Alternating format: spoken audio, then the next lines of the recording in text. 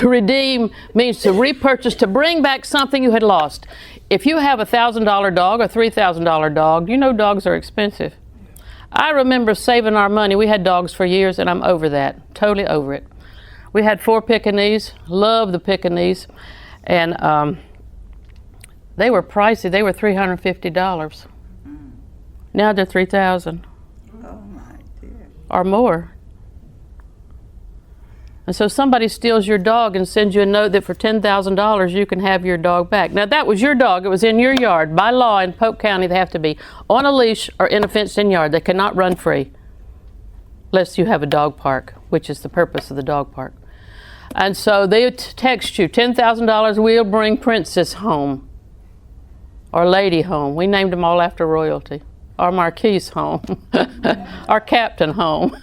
We'll bring the dog home. They want you to repurchase.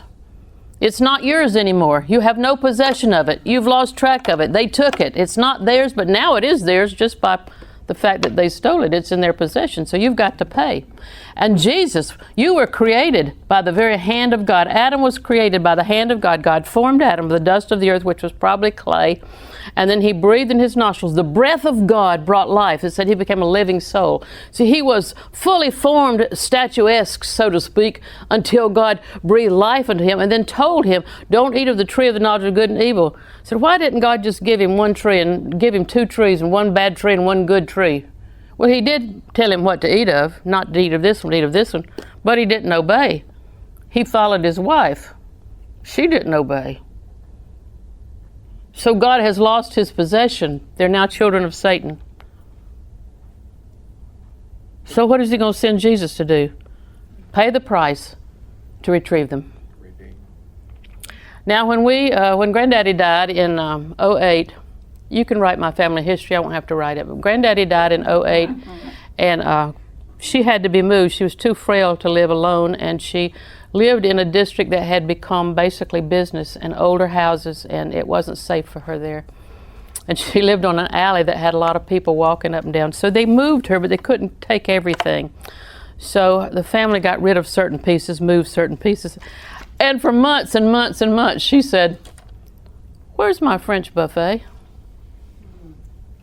And next time she'd think of it, which was just about every time you talked to her, what happened to my French buffet? And the family said, does anybody know where the French buffet is? We're going to offer somebody big dollars to bring that thing home.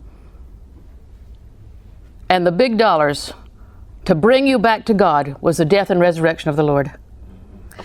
And that's what Zechariah is referring to, though Jesus has not been born.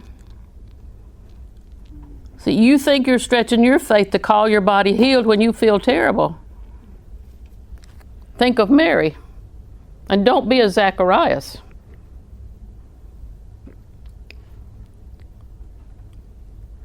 Having done all to stand. Now, I hear from God in the night.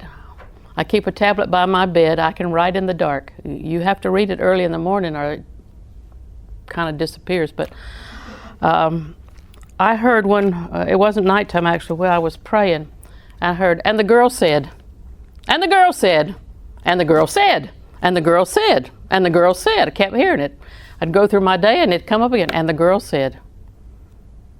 And I said to Suzanne, who's our daughter, who works for us for the last over 20 years, who's very perceptive in the spirit, I said, isn't that strange? I don't know what that means. So she prayed about it. The next day she comes to me. She said, the Lord said to tell you she believed for it. And then it dawned on me that's why she kept saying it. Because she was believing. Because faith always has to be spoken. If it's not spoken, if you're not saying it, it isn't going to happen. Except by gift, by one of the manifestations of the Spirit. And that's what the Lord says. Somebody has got something planted in the Spirit that they need or want, that they keep saying. And it is going to come to pass because of their faith. And faith is always spoken. And Zacharias, without any evidence, is saying, redemption has come.